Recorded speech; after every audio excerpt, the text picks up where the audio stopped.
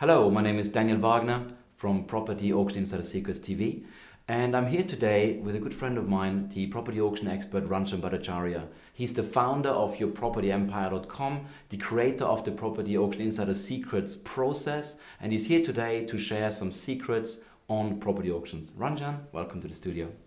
Pleasure to be here, Daniel. Thank you for inviting me. It's great to have you, Ranjan. Years ago, we did an interview about property, and this is how we met many years ago. Yes. You helped me get started in property. I invested back then, but a lot of things have changed.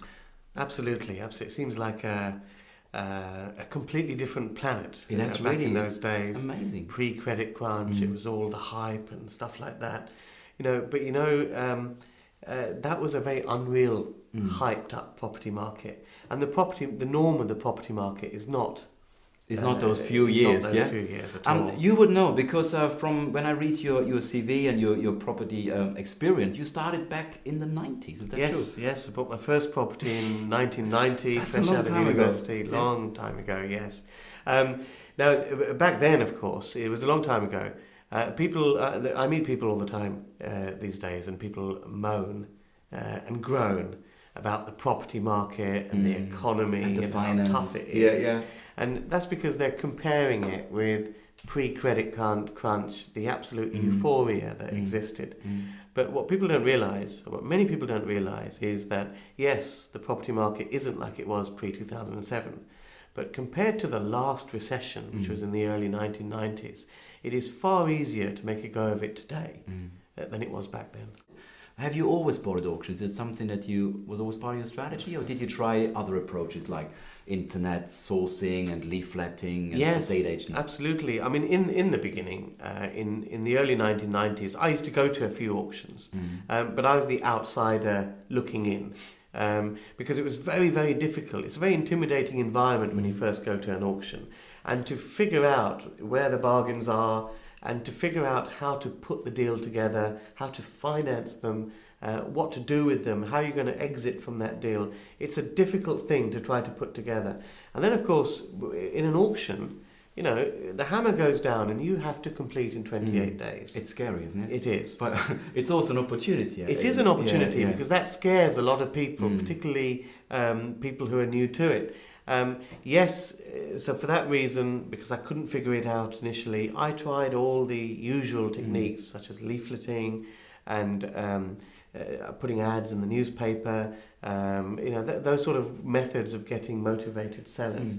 But there's a big difference between the type of property you get from those sort of techniques and the type of property you get through auction. When you visit a property that's typically on sale through an estate agent, or you've put out leaflets and someone calls you up, and you go around and visit their property. Have a cup of tea. You normally you've done the usual. leafleting and all of that. First thing you do is have a Yeah. cup of tea, and you're sitting in their kitchen. Now the thing is, you're sitting in the owner's kitchen, and they're using it as a kitchen. You go and see their lounge, it's a lounge. Their bedroom is a bedroom.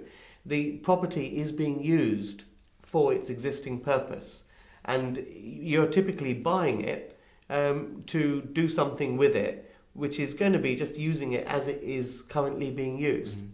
With auction property, 99% of them are empty. And often the previous owner had a use for that property which is no longer applicable. So are you saying that allows you to have more imagination or more creativity, Absolutely. more angles? It's like starting with a blank canvas. It's a blank canvas. It's a blank canvas of space. So if someone is selling a property, they haven't figured out what to do with it. They haven't figured out how to use that space, or the way they were using the space previously is no longer relevant to today. So there's something that can be changed. And there's profit opportunity in that, because a property is worth its least when the existing owner can't quite figure out what to do with it. Why, in general, do we expect to buy a bargain at auctions? If I go to an auction, how come that I possibly can pick up stuff below market value? What kind of stuff turns up in auctions? I think it's worth considering the property marketplace. in terms of the retail market and the wholesale market. The retail market is Estate agents. Yes, Okay. yes. That's where the average man in the street, when they look for their next home, tends to go. And you tend to find that properties for the estate agents are in ready-to-occupy condition, and they're just ready to go. Come in with your removal van, off you go. The wholesale market is typically auctions. That's where a lot of traders go, because the properties are normally imperfect in some way, but the trick is to know what you can do to turn them around to make them perfect. So the auction marketplace is like the wholesale. It's buying trade. And in any business, it doesn't matter what business you're in, property... It's better buying trade, yeah. Yeah. It makes sense. Yeah. So we identified why you can pick up bargains at auction. Let me ask you the other half. Who sells at auction? I mean, we always hear about people getting repossessed and then the lender puts those houses into auction. But that's not all. There's a lot more. It's all sorts. It's all sorts. And I mean, a lot of people say, well, if you get property at trade prices at auction, then why don't they sell them through estate agents? Because then they'll get more money for them. It's often because we've touched on so far, the property is slightly imperfect. Sometimes it's the seller. The seller has to sell in an open and transparent way. Give me an example of that. So you mentioned it to me earlier. So sometimes a seller cannot be seen to sell it to someone. He has to go through an auction. You'll find that local authorities, housing associations, health authorities, any public bodies, some large PLCs, they sell properties at auction. A lot of mortgage repossessions go through auction because they all need to demonstrate to their interested stakeholders that they have sold the property not in an underhand way, in an under the table way, but in an open and transparent marketplace. Even if that means fetching less for it, that doesn't come into the equation. Well, the auction is seen as the place where the market. That's the real marketplace. Yes. It finds its value. Yes.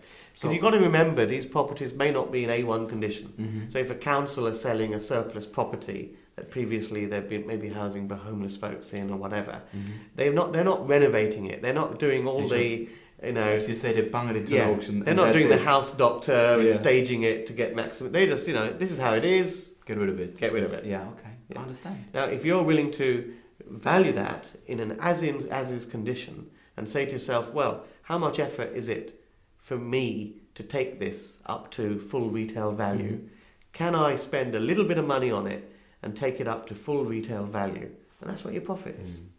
So you make profit in multiple ways, but surely when you buy, this is the big thing you've always been teaching, and auctions seem to be a great place to pick up those bargains. The other thing, of course, is that yes, people sell at auctions. I mean, people sell at auctions because they have to, because they need a quick sale. I mean, it may surprise you to know that 10%, a little over 10% of all property sales in the UK are done through auctions. Wow. That's a lot more than I thought. That's a lot more, you know. Because you think the amount of estate agents in every town, and then, wow, you'd be missing out on a whole load of opportunities. And as you say, that's the trade market. If we look at, if we forget the residential buyers who own occupier buyers, if you look at people investing, it's even more. It must be a higher percentage of investors that buy at auction. A lot of people choose to sell at auction because of the time scale. You know, of course, guaranteed time scale. The hammer goes down, it's exchanged, completion within 28 days. Yes, that's it. The hammer goes down, complete in 28 days. Now that time scale, which can be a benefit for certain sellers, also creates more opportunity for buyers, because a lot of potential buyers get scared by that. You know, on the day of exchange, you know, without necessarily having a mortgage in place, you've got to come up with 10%. Then 28 days time, you've got to complete. But this is part of what you teach as well, financing strategies, because it is not as easy knocking on a high street lender's door and say, oh, I just bought at auction, can I have a mortgage in 28 days? You've got to know what you're doing to string that together. Which is actually great, so we're more in a professional market. Yes, cool. Yes.